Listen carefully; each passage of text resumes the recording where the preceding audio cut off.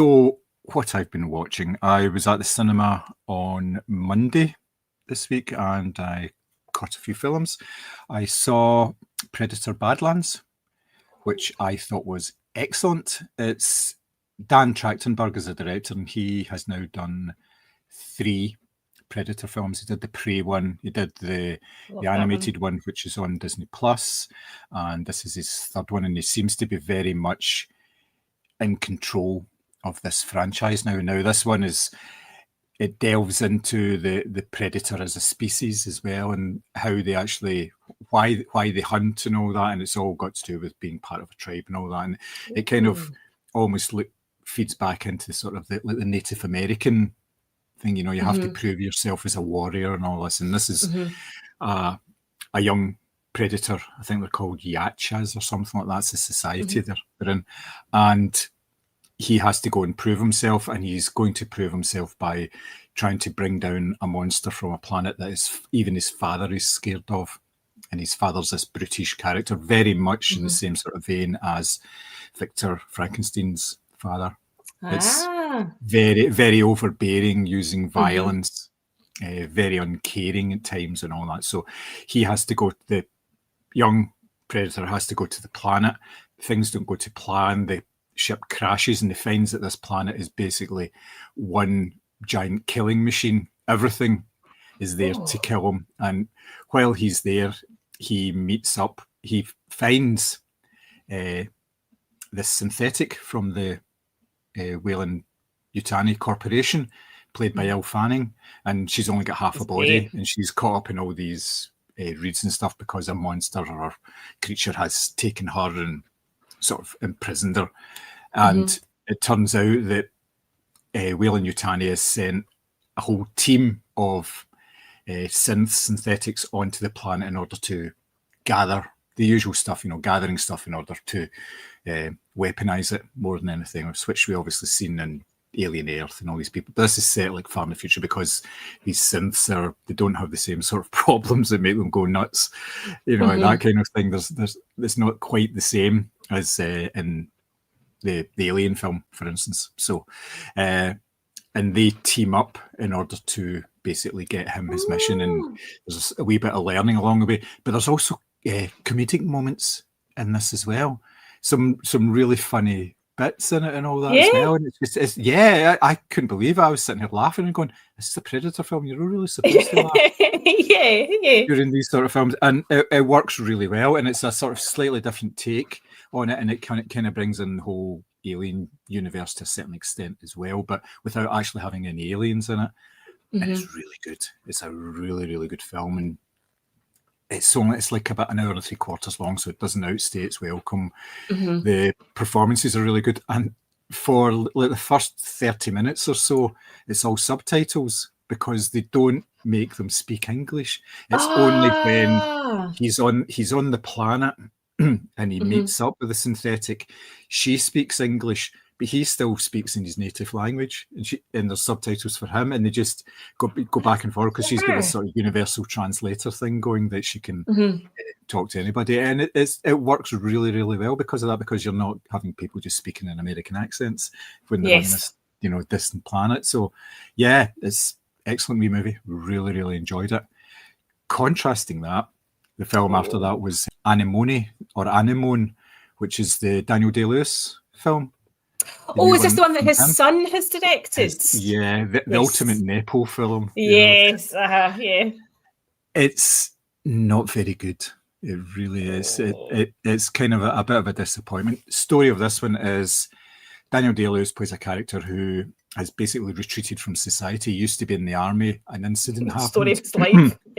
In Northern Ireland when he was serving there, and his brother was in another unit in Northern Ireland as well. And now this is years later. The Daniel Day-Lewis character has just retreated. He lives off the grid in the woods on his own, and his brother has to go and find him because Daniel Day-Lewis's son is now in trouble because he had joined the army and he has been involved in an incident and he's looking for some guidance more than anything else. So basically the brother, played by Sean Bean, has to go into the woods and try and persuade him to come back out. It reminded me of the Rich Hall joke when, like, it's like in the in the wilderness, the guy sets up himself in the wilderness. Here's a chap at the door, and there's this big grizzled, hairy guy turns up, and he says, "Howdy, I'm your neighbour. I'd like you to invite you to a party. There's going to be drinking, dancing, fighting, and fucking." And he says, "Oh, great. Who's all coming?" He says, "Just you and me, partner. Just you and me." so you get everything apart from the fucking in this one. You get the drinking, dancing, and fighting, where they're basically reconnecting and everything. And there's obviously been past traumas that they have to go through, and you only get that in the sort of last third. But there's whole stretches of this film where they're not really talking at all. They're like going fishing, they're going for a walk, and all this sort of stuff. So the monologue part of it is obviously Daniel Day-Lewis and Sean Bean, brilliant, really good actors. They play very well off of each other. Now, you wouldn't consider them to be in the same sort of level, obviously, but Sean Bean is obviously a really good actor, and he's really good in this because he doesn't try to outplay Daniel Day-Lewis at all. So yeah, that kind of works, but the story of it kind of dragged. There was no need for it to be like a nearly 2-hour film. You're just kind of going, this could be pretty much a short film. You know, it really could have done with being like a trimmed down. And there's the whole style over substance thing. It looks really nice, the film, but when you actually dig into it, you go, nah, don't really see this. I wouldn't watch it again, and I probably wouldn't recommend it really to anybody. And it's a shame because obviously Daniel Day-Lewis came out of retirement in order to do this film. For his son. Yeah. I saw The Coral, which is a Ralph Fiennes film, which has similarities to what we're going to be talking about later. It's reasonably gentle, considering it's set during the First World War, and the story of it is that there's a choral society and they want to put on their annual production, but they don't have male members because they're all getting sent off. They're all getting shipped off to war, because this is like 1916. The choir master gets shipped off to war. Well, so they bring in this other choir master who's looking for a job, basically. But he spent years in Germany, so he knows lots of he speaks in German and all this German, because a lot of the choral stuff is of course, German.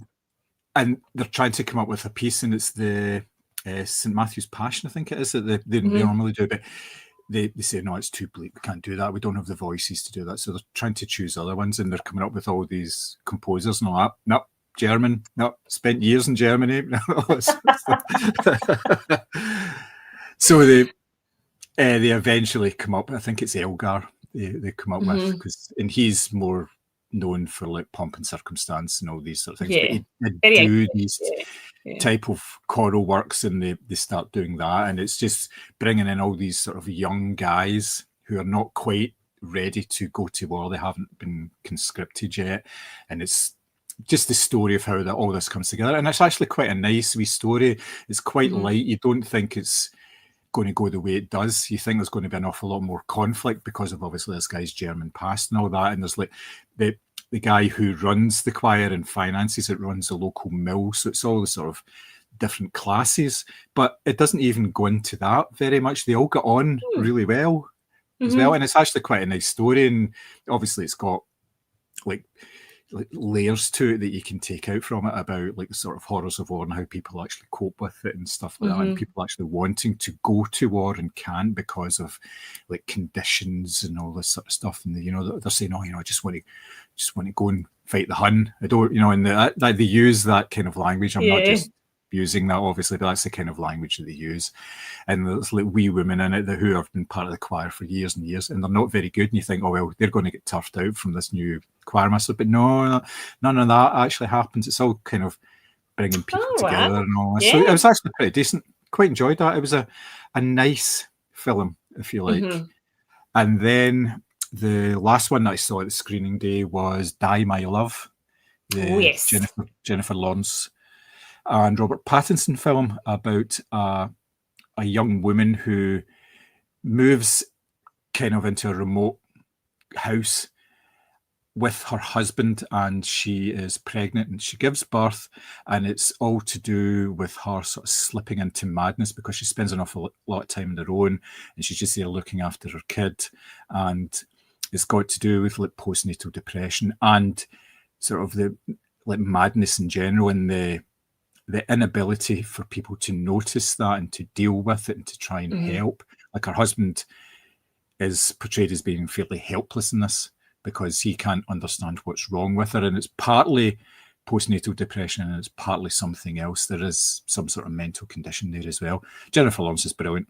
She just really, really good in the role, and Robert Pattinson is this sort of helpless guy and hopeless guy as well, is really good as well. And like she's a writer and she can't write and it frustrates her, but she never takes out on her child or anything like that. It's all around her, and it just sort of spirals, and it gets like madder and madder. The whole film gets like madder and madder. And I would kind of recommend that one. That was a good one to watch, but you kind of resist against it in the first sort of 20-30 minutes because you think, I wonder where this is going and all that. But again, some really good supporting performances. Nick Nolte's in it, and Sissy Spacek is in it as well.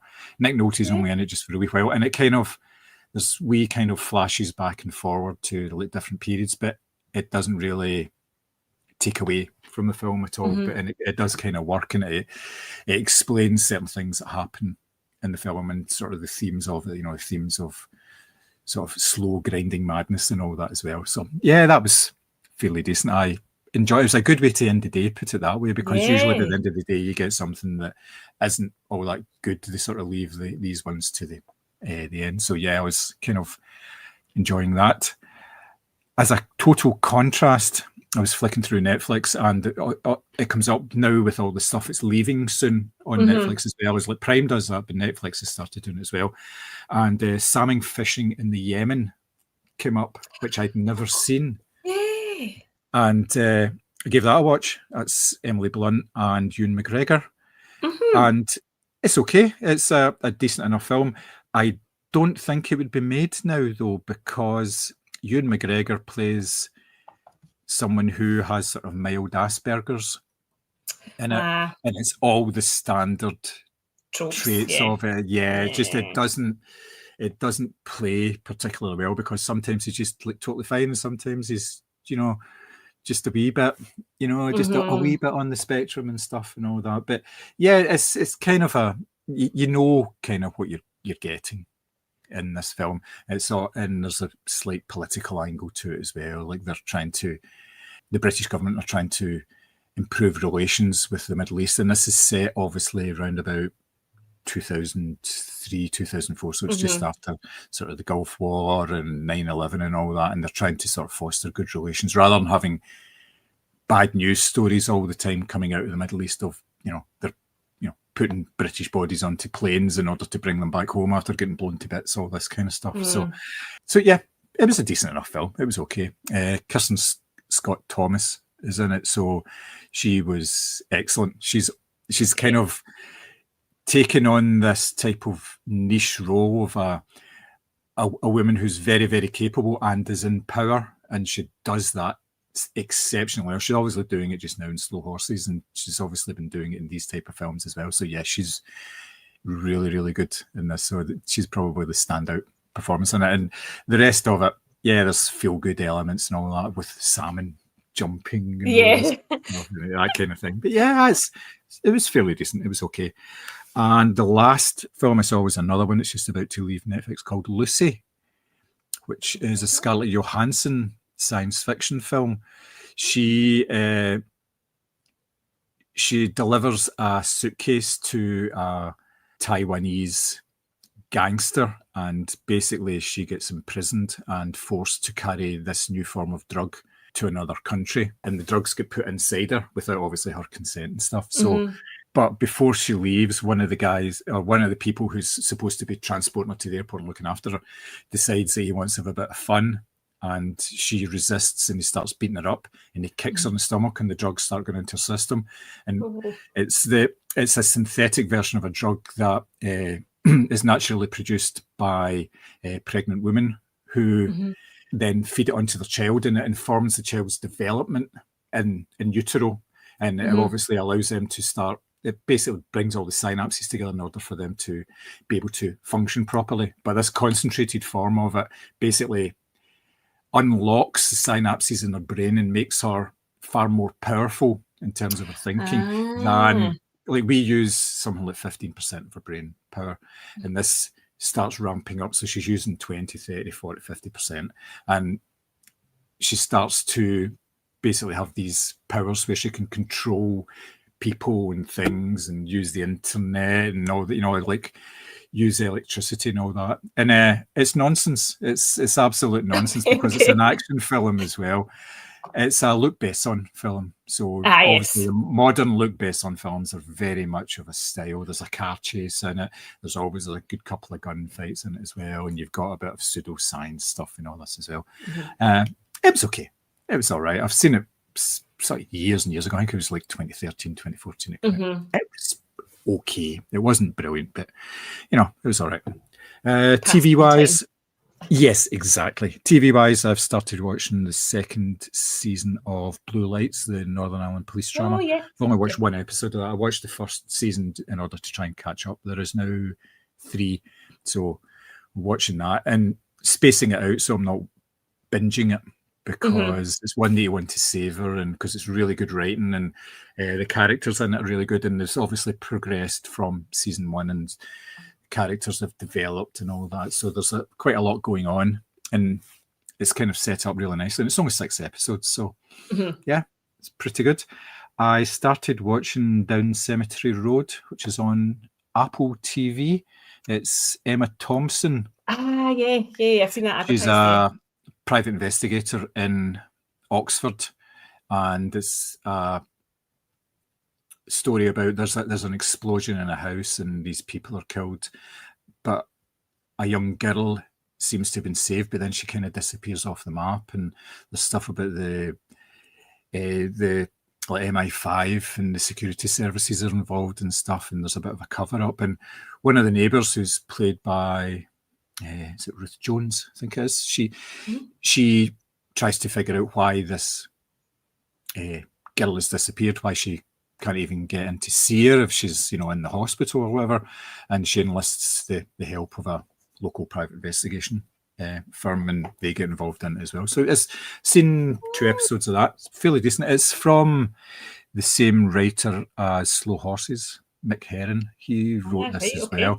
And there's similarities between the private eye, who is an older person and obviously with experience of all sorts of things, and the Jackson Lamb character, who is obviously an old MI5 security service kind of guy. Yeah, so there's they're very sharp-witted and sharp-tongued at the same time, and Emma Thompson's really good in it. It's really kind of interesting that she's having this career renaissance, if you like, in film. She's been in like loads and loads of films over the last maybe 3 or 4 years, and she's been playing these vastly different parts. Like she was a talk show host in that Mindy Kaling film about what's it called, Late Night, and then she was in the Leo Grand film where she was the woman who had never had an orgasm and all this. So she's like really spreading herself about in terms of the roles and the kind of things she's taking on. And then you've got this, which is something completely different again. And she's really good in it. It's, very impressive stuff. It really is. Yeah.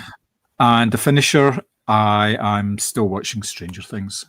The new season, the last season. The new one's coming out, isn't it? Yeah. Coming out in 2 parts, I think. I think it's the end of the month and the middle of December it's coming out. So I'm just finishing off season 2 of that. I'm doing a bit of a rewatch of that just to remember, because it's been like 2 or 3 years since I've watched it. So I could hardly remember anything about it. And it's as good a thing to do as, it's 45, 50 minutes. I know season 3 and season 4 vary wildly. You've got sort of shorter episodes, and then you've got ones that are like an hour and 20 minutes long and things like that. So it's almost like you're watching like 4 or 5 films rather than a TV show. But yeah, I'm really enjoying that. It's cracking writing in that again, and it's interesting to see the cast growing up and all that. So yeah, so I'm finishing. They're all practically in their 40s now for the last season. Well, they had a premiere for season 5 last week.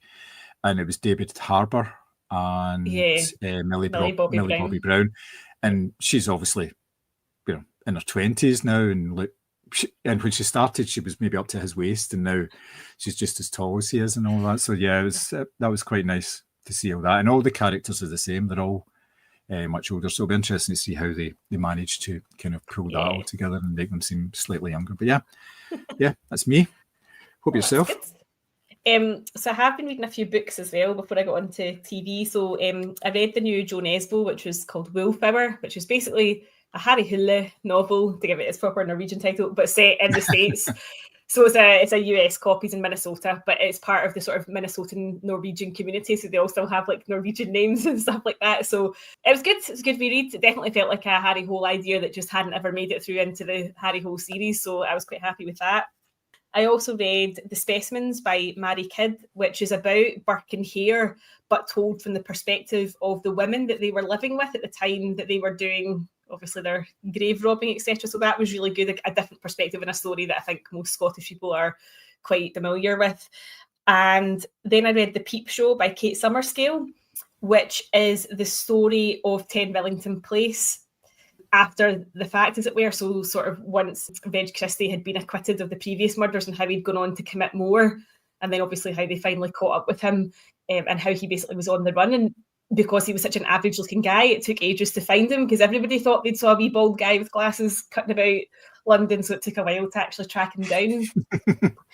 And it was a really good, like a really thorough examination. It was sort of kind of told from the perspective of one of the journalists who'd interviewed him initially and had believed him and was really kicking himself that he'd sort of let him go, in inverted commas. Obviously he was like not a policeman or anything, but he was determined that he was going to prove that he had responsibility for all of the murders, and that obviously that a wrongful hanging had taken place as well. So it was a really, really good read.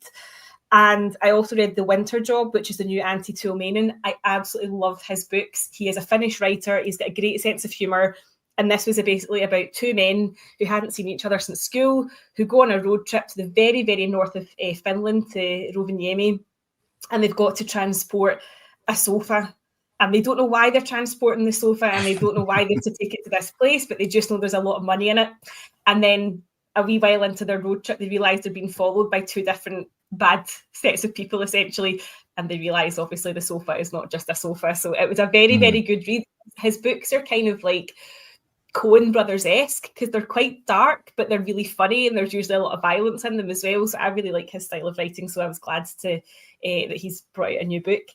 So TV-wise, I have watched a couple of series for a Nordic watch list. One was The Asset, which is on Netflix, which is about a young woman who has to pretend to be a diamond dealer in order to infiltrate one of Copenhagen's sort of nasty sort of gangster groups. And she does it by befriending the gangster's wife and sort of bringing her into the jewellery shop, because obviously they're new money. So she wants to be seen to be having all the gear. So she sort of brings her into that. And she's not like a trained spy or anything like that. So there's a lot of kind of wobbly moments where you're like, oh, did you just give the game away or whatever? So it's a good wee watch. It's only 6 episodes, so you can definitely binge your way through that. And then I watched Vanguard, which is coming to Viaplay, which essentially they're billing it as like Scandi Succession. So it's about one of the sort of media mogul who is supposed to sort of take over the family business, but he decides he's going to set up a brand new radio and TV station in Sweden, which sort of breaks up the monopoly of, if you can imagine it only being like BBC, and he comes with an idea of like public television. So it's like 80s sleaze. Everyone's wearing like those blue shirts with the white collars and braces and a tie and all that sort of thing. So it is really, really well done, and definitely worth looking out as well. But in terms of films, I actually meant to mention this last week. I managed to watch Witness for the Prosecution, which you'd obviously suggested was going to leave iPlayer, which I adored. I had no idea it was based on an Agatha Christie novel as well. So that was just a treat. And obviously, to tie in with our viewing that we both saw this week, it has Elsa Lanchester in it as well as a very annoying nurse. So I thoroughly enjoyed that. I thought it was a good story. The twist at the end, I was just like, oh my God, I can't believe where this is going. So it was excellent. Really, really good. Thoroughly enjoyed that. I also watched Steve on Netflix, which is the Cillian Murphy film. Don't watch it if you're feeling stressed, because it's only going to make you feel even more stressed. It's a kind of adolescence-esque type of thing. It feels very fluid. He is a teacher in a sort of reform school where all the pupils actually live there.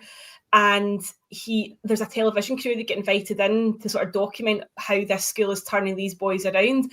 But he's having a breakdown as well. Like, he is not coping. He's obviously like some sort of alcoholic, so he's he's trying to do his best for the boys, but he is not coping as a person as well. So you've got his kind of personal drama along with the drama of all these boys being in like mixed company and stuff like that, and they're all beating each other up and accusing each other of whatever. So it's very, very well done. It's like 90 minutes, so it's very tight, but absolutely worth the watch. He is brilliant in it, as you might expect. And I appreciate that he is doing these kind of smaller Irish films in amongst obviously the big, you know, your blockbusters. He's obviously intending sort of like going home and working within the Irish film industry and lending his name, you know, to these sorts of projects. So it's great. It's worth the watch. It's on Netflix. So there was that. That's his own company, isn't it? He started up. I think so, yeah. Well, because there was a story about when he was doing Oppenheimer, and Matt Damon was looking for projects after that, and he said to Cillian Murphy, "What have you got? You know, you got anything?" He says, "Well, I'm actually starting my own company, and this is the first one." And they were like, "Right, we'll back you on that." So that was, wow. you know, so there was, you know, given a bit of a leg up for something that was quite a small film. So yeah. I mean, and as I say, fair play to him. Like, he's kind of doing the sort of Robert Pattinson thing as well, of like going and doing these big, you know, summer blockbusters, but then making sure that he's also sort of doing the indie. It's probably, I'm not saying that blockbusters aren't taxing, they obviously are, like, but he obviously appreciates these kind of smaller films where it's kind of tighter. Like, I watched that Small Things Like These a while ago as well, based on the Claire Keegan novel, and he's actually very into like Irish language literature, Irish cinema, so he's obviously wanting to promote that as much as he can as well, which fair enough to him. That's I also watched Mango on Netflix, which was a review I did for Nordic Watch List. It stars Josephine Park and Dar Salim, who are obviously two massive Scandi stars, but it was not for me. It was a bit hallmarky. It was like big city girl who works for a hotel brand has to go and tell, you know, this guy who just runs a mango farm in Malaga that she's buying his land and they're going to build a big hotel, and of course they fall out with each other, there's misunderstandings, and lo and behold they end up in love. So it was a bit too paint by numbers for me, but I think it will probably do well for Netflix on the Scandi side because of the cast that it has in it. Nice to look at. Like, Malaga looked beautiful, and obviously it's a mango orchard, so it's like very colourful, and you know, but nothing very cerebral grown there. And the last two films I watched yesterday. So I watched Addams Family Values in prep for the Well Good Movies podcast. I haven't seen that since I was a wee girl, since it was out at the cinema, and it was absolutely hysterical to rewatch it again. Like, it was just really, really good fun. I forgot that the baby's got like a Gomez mustache and Gomez hair, and the stuff that they have him doing. It's absolutely wild. So I had such a good time with that. It was really, really enjoyable. And then I followed that up with a Swedish film called Frostbite for the Vampire Videos podcast, and the less said about that, the better. It was very, very amateurish, and you could tell that the director had perhaps watched a lot of like Twilight, Night Watch, Day Watch, and tried to sort of, and plus Nazis, there was also Nazis involved, and sort of flung it all together in one horrendous big mess. So it was it was not for me, but I'm sure we'll have fun discussing it, because sometimes the bad films are more entertaining to chat about than if something's actually very good. It makes for a good discussion if the film isn't particularly good, because then you have more to talk about and you have more fun with it as well, because you can take the piss out of certain elements of the film, like you say, like what you have described there. So yes. Well, just to give you a clue, one of my notes says, you know, he's a bad guy because he's wearing a polo neck. It's a very sort of paint by numbers approach to it, but nonetheless, that was my viewing for the week. So not loads, but an odd variety. I don't know how you've got time to watch films and television when you're going through so many books as well, so you know. Well, the good thing is I can read on my commute, and because I don't really sleep that well, I can read it like nighttime and stuff like that as well. And to be honest with you, if I'm just like, sometimes it depends on how the lunches work, but if I'm just by myself, I'll go across to Glasgow Uni and find somewhere to sit and read in there, because that's actually quite a nice environment to have your lunch in and go and have a wee read of your book. So I just think my brain just overworks. Funnily enough, yesterday Gavin Mann replied to my tweet saying, how the hell are you doing 3 podcasts in 4 days? And I was like, I just always overcommit and hope that everything will work out. That's basically how I approach life. Nice. It's impressive though, number of podcasts as well. So good stuff. I don't know how I keep getting asked back. I mean, to be fair, the vampire videos, this feels like punishment more than anything. That way you watch a film and you're like, do you guys not like me? Is that why I'm on this one? But I'm sure we'll have fun with it nonetheless.